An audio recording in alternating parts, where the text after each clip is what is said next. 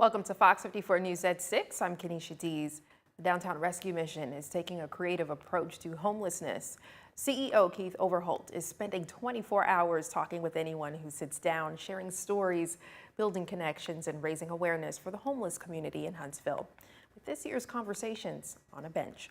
According to the U.S. Department of Housing, last year, many of Huntsville's homeless community were displaced for reasons beyond addiction, including severe mental illness, veteran status, and domestic violence. Overholt says that many people are displaced simply due to unfortunate circumstances. Fox 54's Valentina Chilala explains. Behind me is the bench where CEO Keith Overholt will be spending the next 24 hours.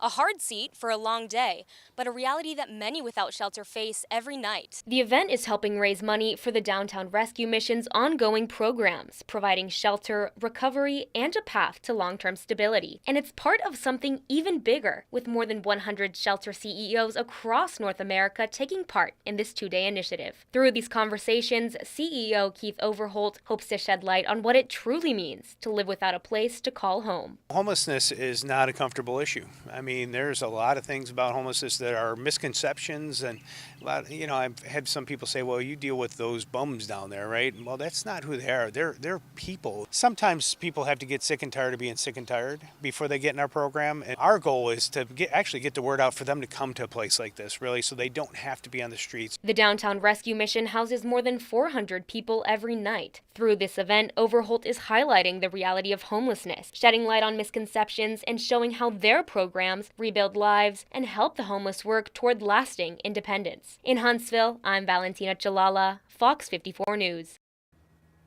Downtown Rescue Mission is open 24 hours a day, 365 days a year, and offers a variety of rehabilitation programs. They hope to continue advocating for the homeless community in Huntsville, one conversation at a time. And we'll stay in Huntsville. Here's a live look off of Governor's Drive, traffic moving about here and there. And then right above, a nice view of the sky. You can still see the sun setting behind there. Otherwise, a nice backdrop on the way to wherever those drivers are headed. Let's bring in Fox 54 Weather Impact Chief Meteorologist Jordan Dressman. Jordan, we did see a bit of sunshine, but also some cloud cover throughout today. How's the rest of our evening? Yeah, we did definitely start the day with a fair amount of sunshine across the Tennessee Valley, but then once we kind of got through the lunch hour, some cloud cover began to roll into the area. That's okay, though. We didn't see any rain through the course of the afternoon, and now that cloud cover is beginning to break up, and we get to enjoy a really nice sunset. The sun is going to set here in about 15-ish minutes. Sunset is right around 6:18 or 6:19. Fantastic evening as far as the temperatures are concerned. 73 right now in Huntsville, 72 in Scottsboro, 72 in Albertville, 75 in Florence, 70 and 71 respectively for Pulaski and Fayetteville. Up across southern Middle Tennessee. If you're going to be heading out to a Thursday night football game this evening, wonderful weather for that. 69 degrees at 7 o'clock, 64 at 8, 62 by 9, 61 degrees by the time we get to 10 p.m. We're going to continue to talk about the cloud cover breaking up over the next few hours. So I think we're going to get to enjoy a mostly clear sky as we head into the later part of the evening and then as we head into the overnight. That's going to set the stage for a wonderful Friday and a wonderful weekend. We'll talk about both in great detail here in just a bit. A man wanted for attempted murder is now behind bars. The Morgan County Sheriff's Office says Colton Bone was booked into the Morgan County Jail last night around 9:15. This ended an afternoon-long warrant for his arrest. Bone held on a $150,000 bond.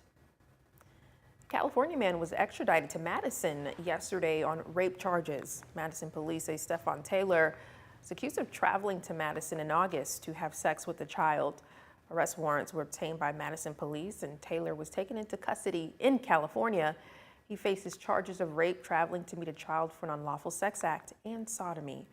Taylor was booked into the Madison County Jail on a $117,000 bond. The shooting in Montgomery this past weekend left 2 people dead and 12 more people injured. It also left many in the city stunned. In a Fox 54 exclusive, we spoke with Alabama Attorney General Steve Marshall, who says he was shocked and saddened and says change needs to be made. I was hearing from constituents that said, I just don't feel safe in the city of Montgomery. Look, I live there too, so it's my home also. And this is not a red-blue issue. This shouldn't be conservative-liberal. Everybody has the right to live in a community in which they feel safe. We got have the city itself find ways to be able to rebuild the men and women who have agreed to be able to protect and serve, and then they need to stand behind them. No arrests have been made from the shooting so far. Our full interview with Attorney General Steve Marshall can be found on FOX54.com.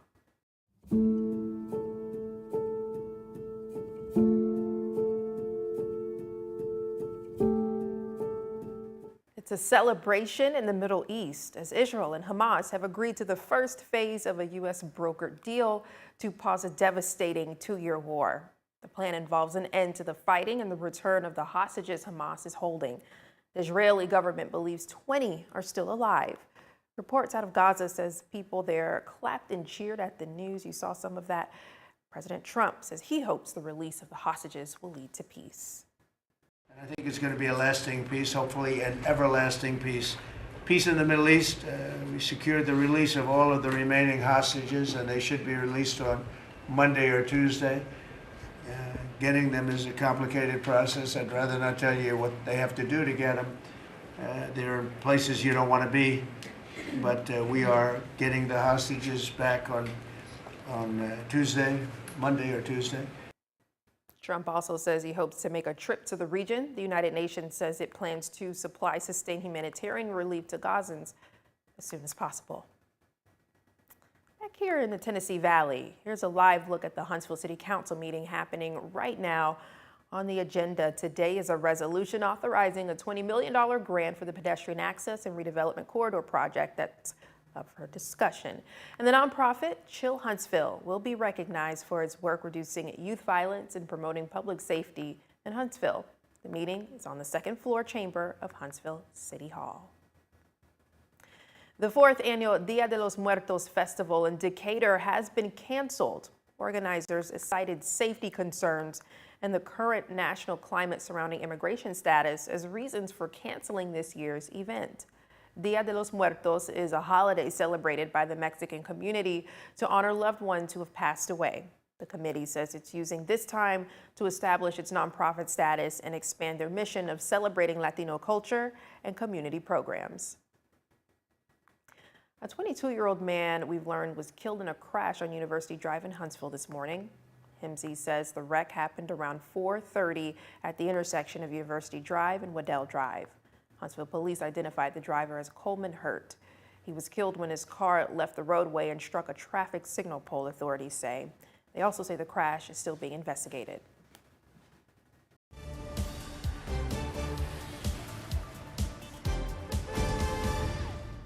We do have a Fox 54 traffic impact alert for you. Gates Avenue in downtown Huntsville closed for a private event.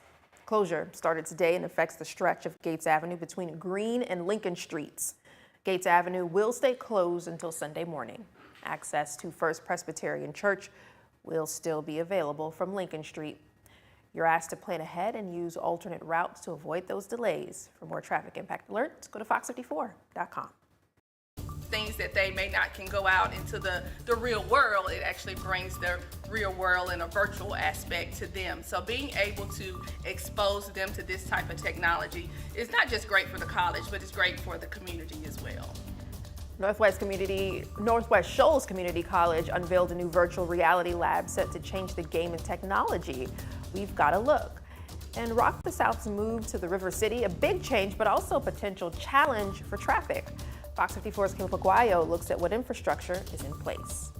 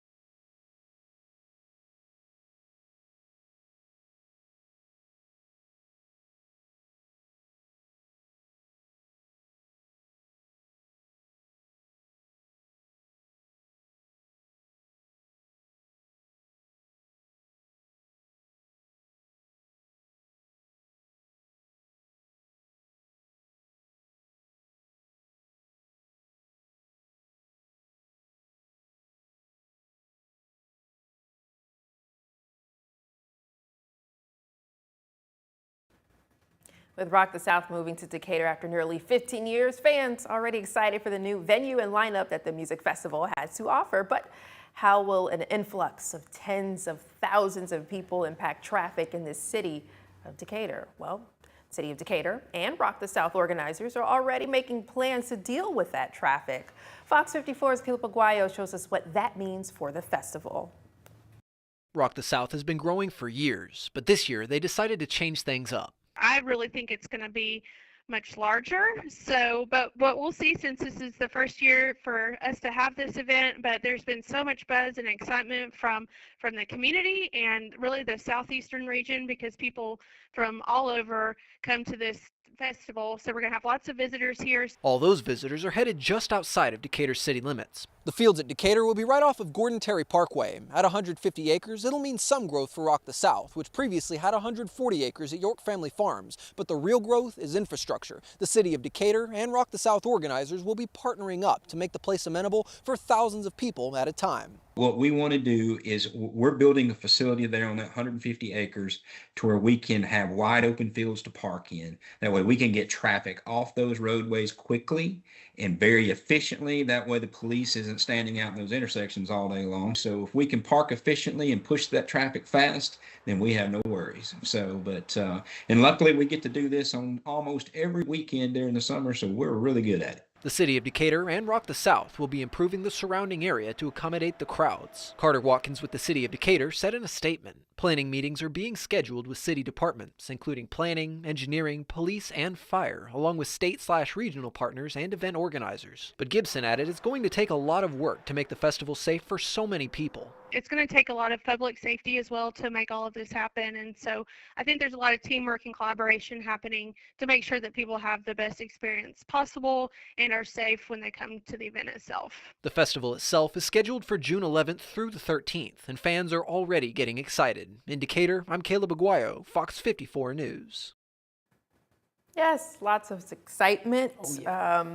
People are really geared up for next year. Again, we only have but so many months to prepare for this. And I know one of the challenges, even in Coleman, was traffic, parking in particular. And it seems like they are working to get things ready. I covered this back in June, and over in Coleman, it was 2-lane county roads. It was very small, and people were trying to navigate, trailers, cars, buses, all kinds of stuff through there, and it was just a nightmare. I mean, even for small cars that I was driving like myself, it was still difficult to get through. A lot of traffic, a lot of headache. But this is, Gordon Terry Parkway is a 4-lane highway, so it's a little bit wider. They plan on making infrastructure improvements in the fields itself to, mitigate flooding, allow for more parking, things like that. So they're definitely working, but again, it's limited time. So they're being ambitious with it, I think. Yeah, we'll see what they do. I'm glad we're able to find out more information, because when I was in Decatur earlier this week, they actually told me some of their concerns about this festival. So hopefully those questions will get answered. Hopefully. Yes, thank you so much, Caleb. Thank you, Kanisha. All right, coming up, blood donors are needed, and here's a chance to give life and help save a life. We'll take you to Scottsboro. Jordan, how is weather for the rest of this evening? Yeah, it's going to be a fantastic evening across the Tennessee Valley. Thursday night football looks great, but what about Friday night football? And what about the weekend? We'll talk about both in just a couple of minutes.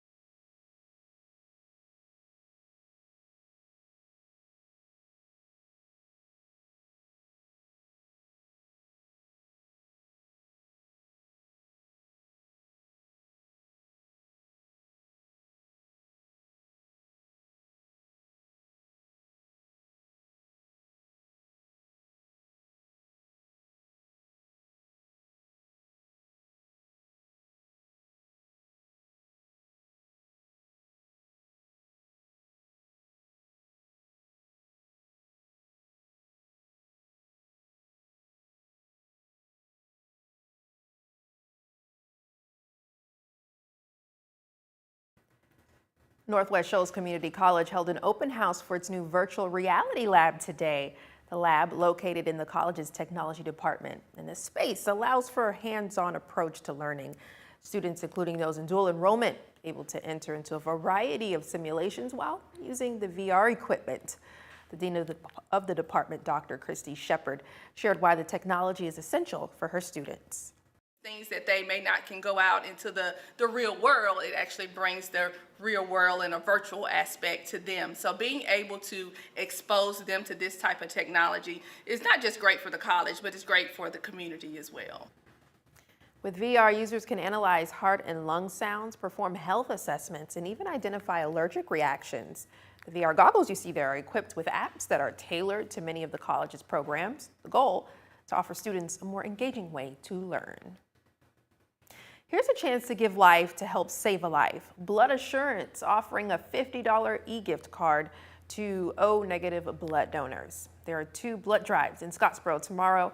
The first starts at 10 a.m. and ends at 1 p.m. at the Walmart on John Reed Parkway. The second starts at 2 p.m. and goes on until 5 at Jackson County Cattlewomen on Laurel Street.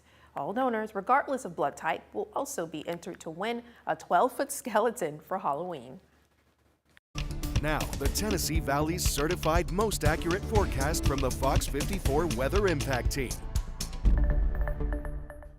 And here's a live look from Waterloo High School. Woohoo! Another fantastic view. Not so many clouds this time. It's not that much cloud cover. We can see more of the sun than anything. Yeah, no, they seem to have gotten lucky over there in far northwest Alabama, where they have lost more of the cloud cover than really the rest of us combined. So I guess that's a sign that tonight for Thursday night football, all is fair. Oh yeah, no, Thursday night football is going to be wonderful, but are you ready for the weekend? I am. Good, because the weather is going to be great for that as well. Going to start with a photo for you here from Wheeler Lake. Thanks so much to Christy for texting me this photo. Christy always texts me great photos from Wheeler Lake, and it's always of this shot, and I love this shot. Not always of the sunset. Christy sent me some fantastic photos back when it snowed. Always great shots of Wheeler Lake. Beautiful sunset there. Now the sun has officially set. The sunset was at 6:18. According to my giant clock on the wall, it is now 6:19. You can text me your photos. I always try my best to respond to everyone. 256-382-2692. 73 right now in Huntsville, 75 in Coleman, 71 in Albertville, 70 degrees right now in Russellville, and 70 degrees in Pulaski up in southern Middle Tennessee. Yes, Thursday night football looks fair, maybe even better than fair. 69 at 7, 64 at 8, 62 by 9, 61 degrees by the time we get to 10 p.m. for the most part under a mostly clear sky. Now, I want to step back in time and talk about where we were this morning. Now, if you stepped outside early this morning, maybe you thought it was just a touch on the chilly end of the spectrum. Those numbers actually seasonal for this time of year. Where we were this morning is exactly where we should be as far as an average low temperature is concerned. And we started the day in the low and mid 50s. And that's exactly where we're going to be as we head into the overnight. Temperatures dropping into the mid 50s, got a low right around 56 degrees. Maybe a little bit of patchy dense fog develops. I think that's going to be somewhat difficult to come by. The only folks that are going to deal with a little bit of fog are those in the usual fog-prone locations. Now, get used to the nice cool mornings. They're going to stick around for a while. Saturday, Sunday, Monday, we're talking about low temperatures in the low 50s. Even through Tuesday, Wednesday of next week, we're still talking about low temperatures in the 50s. It's going to be nice. We're going to get a stretch of nights where I think you can give the AC a little bit of a break. And maybe even during the afternoon, you can give the AC a break. My AC stayed off all day today. Temperatures only climbed into the mid-70s, 77 in Huntsville. We saw 75 in Fayetteville. We saw 75 this afternoon in Coleman. Radar looks nice and quiet this evening, much like it has all afternoon. Again, we had the increase in cloud cover through the course of the day, but that cloud cover never really resulted in any sort of rain. We're still talking about some of that cloud cover this evening. Quite the difference, quite the contrast from far northwest Alabama to here in the Huntsville metro area looking northbound on Memorial Parkway. It's hard to find any breaks in the cloud cover, unlike our friends over in Waterloo. New drought monitor came out this afternoon, and we had a little bit of improvement in Limestone and Madison counties, but otherwise kind of maintained the same week over week. 57 degrees in the morning, 59 at 8, 62 by 9, 65 degrees by the time we get to 10 a.m. For the most part, I think we're going to be talking about a mostly sunny sky. From there, mostly sunny sky Friday afternoon, below average. Temperatures climbing into the mid-70s, got a high right around 77 degrees. Friday night football looks fantastic. 69 at 7, 64 at 8, 62 by 9, 61 degrees by the time we get to 10 p.m. for the stadiums in the more rural locations. I think maybe you want a light jacket. Temperatures could be in the 50s under a mostly clear sky, and just sitting there, I think you could just get a touch on the chilly side. Have a good look at the next 7 days. 77 on Friday, 77 Saturday, weekend, wonderful, 78 on Sunday, and there's a lot of activities to participate in during the weekend here across the Tennessee Valley. You can definitely do that this weekend. 81 on Monday, 83 on Tuesday, beginning to see temperatures climb just a bit, still plenty of sunshine and a lack of humidity. A pair of 81s next Wednesday and Thursday. An exciting exhibit now open at the Harrison Brothers hardware store in Huntsville. The American Signature Quilt made its debut tonight. The quilt highlights 170 original autographs of notable Americans who made a significant impact on the nation, stitched into the red, white, and blue Ohio Star pattern. The project started in 1989 when Lynn Jones and Dills Rhodes began a fundraising campaign to preserve Huntsville's historic Harrison Brothers hardware store. Local artist Suzette Smith was walking through that store when she saw the quilt, and she says she was in awe. I was struck by the craftsmanship. I was struck by the quality that you know, in 2025 it looks this amazing, but also just the history in there. It's a moment in time. Those are signatures of people that some we're never going to see again. Yeah, well, the quilt contains signatures of prominent people like Neil Armstrong, Ronald Reagan, Thurgood Marshall, Dr. Seuss, Rosa Parks, and a whole lot more. The exhibit open through October 25th. A popular festival is making its way back to North Alabama this weekend. Shoals Fest is officially coming back to McFarland Park. The event brings plenty of artists such as Jackson Browne and Spooner Oldham, along with 2 performances by Jason Isbell. General public ticket sales begin tomorrow at 10 a.m. However, pre-sale tickets are available now using the passcode Shoals. You can find the link to purchase tickets and more information on FOX54.com. And here's your chance to make a difference. The Special Olympics of Madison County says it needs volunteers for the 56th Madison County Track and Field Games. Volunteers could be escorts for travel to and from local schools or officiants for the games. The event gives athletes a chance to participate in a sport, something they may not get in school. The games will be October 21st at Milton Frank Stadium. If you're interested in volunteering, sign up on FOX54.com. Mo, what's new with sports? Well, the boys in blue from Huntsville City FC finally have a postseason opponent for next week. We'll talk to Coach Chris O'Neill about the opportunity next.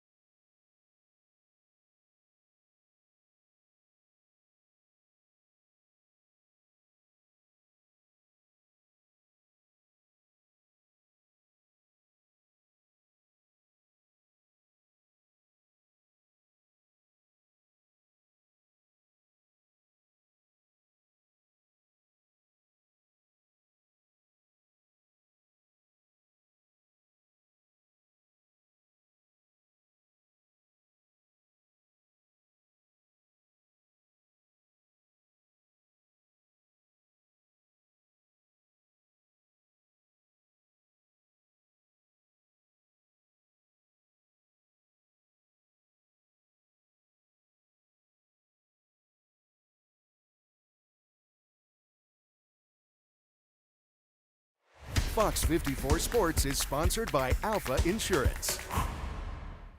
And good evening, sports fans. The historic season for HCFC will continue next week with postseason play. Well, today, the boys in blue finding out who their first opponent will be. Huntsville City FC taking a 2-hour trip east to the Scenic City to take on Chattanooga FC in the battle of the number 4 and 5 seeds during the first round of the playoffs. The two teams meeting 3 times this past year, with Chattanooga FC sweeping the series. Huntsville City FC head coach Chris O'Neal and his squad are quite happy about making the postseason, and now they're ready to put in the real work to make a postseason run.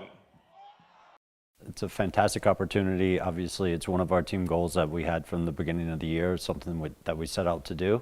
We're still working towards, some finer points of that team goal as well. So we're extremely happy, and I think it just is honestly a representation of the consistency that this group has had over the course of this year.